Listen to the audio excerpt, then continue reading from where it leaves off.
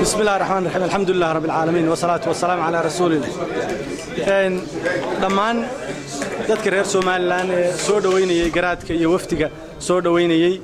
aad iyo aad bay mahadsan yihiin ilaahay baa mahad leh inaan ku nimi halka nabad qab iyo muwaafaqo ku nimi waxaan wada soconay garaadka garaad jaamac garaad Ismaaciil iyo ninkii uu ahaa wasiirka Khaatumo qoladii la baxday oo isaguna wasiirka maaliyadda uu ahaa oo runtii niman muhiim u ah qarankana muhiim u ahaa ayaan wada soconay kadib laba cisho aan wada joognay Djibouti oo aan kaga wada hadlaynay danaha inaga dhaxeeya reer Soomaaliland islana waafaqnay inaan soo raacno halkan wada nimaadno aad iyo aad baan garaadka iyo intii ka shaqaysay iyo intii aan ku wada soconay ugu mahadinayaa odayaasha ugu horeeyo gudoomiyaha guurtiga hadday yihiin xubnaha sulaadiinta hadday yihiin baarlamaanka hadday yihiin xubnaha wasiirada hadday yihiin dadka kale sharafka badan ee aqoonyahanka dhamaantood aad iyo aad baan ugu mahadinayaa soo dhaweyntii soo dhaweeyeen garaadkii iyo waftigaan wada soconay waxay muujinaysaa Soomaaliland qiimeynta ay ku qiimeynayso garaad waxay muujinaysaa qiimeynta ay Soomaaliland nabadda iyo dadkeedu isku duuban ay reer Soomaaliland qiimeynayaan bay muujinaysaa waa waxay caan ku yihiin reer Soomaaliland inay yihiin dad jecel nabadgelyada jecel isku duubnida jecel dawladnimada ku dhistay walaalnimo iyo isu tanaasul iyo wada hadal aan ku dhisan jujuub iyo isafduum iyo isxoogtoon aan ku dhisan ayay muujinaysaa biseelkeeday muujinaysaa Soomaaliland iyo qiimaha ay u hayaan dadka yani deegaanka Soomaaliland oo dhan guud ahaan cidii ka maqani yani siday u tabayaan iyo dareenka ay hayaan bay muujinaysaa garaad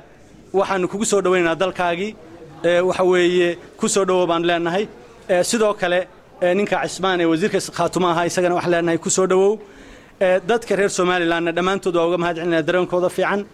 inta kadib waxaan jeclahay inaan kelmad ka iraahdo qolada Puntland ka hadlaysay waxa weeye ka hadlaysay deegaanada Soomaaliland ka hadlaysay ay sida uga hadlayeen runtii foolxumada la uga hadleen waxaan leenahay anagu ma caytami mayno af xumana waxa la yahay nabadna waa ka kaxaysa colaadna waxba kaaga ma tarto dadka reer Soomaaliland waa dadka muuqaalkooda ku muujinayay dareenkooda nabad jacaylka iyo isku duubnidooda waxay kala tabaan iyo waxay kala tabanayaan iyo waxay tabayaan ama u dhaxeeyana waa wax reer Soomaaliland u dhaxeeya waxaan leenahay dadku imika ma dhalan taariikhdu maanta dhalan mayso Soomaaliland waxay jirto ahayd territory-gii la yaqaanay ama xuduudihii la yaqaanay ee uu ka tagay gumaysto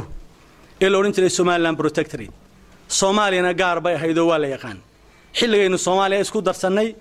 waxay ahayd Soomaaliyana Soomaaliya koonfur baa la oran jiray Somaliland waqooyi baa la oran jiray may qaldanayn haddii Somaliland madax banaaneedii la soo noqotay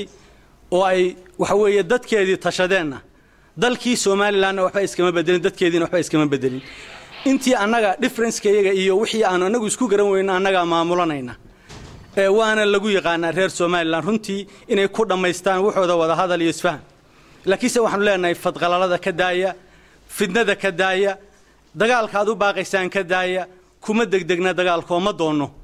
nama samahadiye ninkii dagaal noogu baaqaya ka daaya waxaan jecelahay nabad waxaan jecelahay jaarnimo iyo walaalnimo dadka reer Somaliland aan ka hadlayo ama reer Sool ay u bu'ayaan ama ka hadlayaan ku hanjabayaan waa dad reer Somaliland dalkuna waa dal Somaliland waxa weeye hore caado nooma yahay jujuub iyo afduub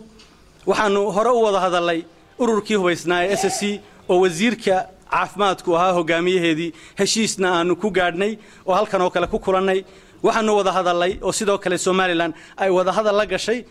Khaatumo qaar kamida oo ahayd 600 ee lagu wareejiyay ciidanka iyo raggii cuqaashii iyo garaadkii waxa weeye Naalay Axmed kamida garaadada waxa weeye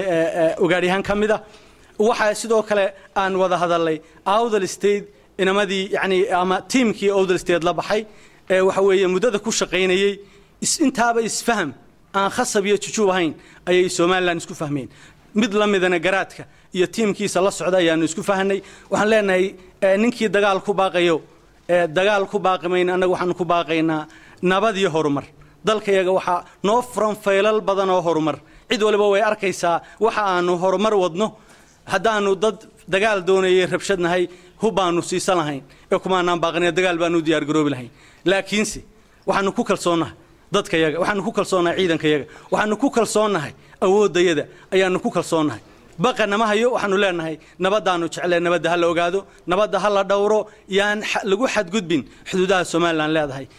intaasaan kaga baxaya waxaana ku soo dhaweynaa Cabdirasaaq Suuqalaad ku soo dhaweeyay